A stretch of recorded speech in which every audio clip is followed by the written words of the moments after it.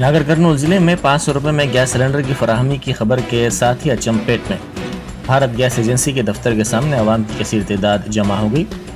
आवाम अपने KYC update करवाने के लिए यहां पहुंचे। कांग्रेस के इंतखाबी वादे के मुताबिक सब्सिडी पर गैस सिलेंडर के लिए एजेंसी के दफ्तर के सामने लोग अपने KYC को अपडेट करवाने के लिए पहुंचे हैं।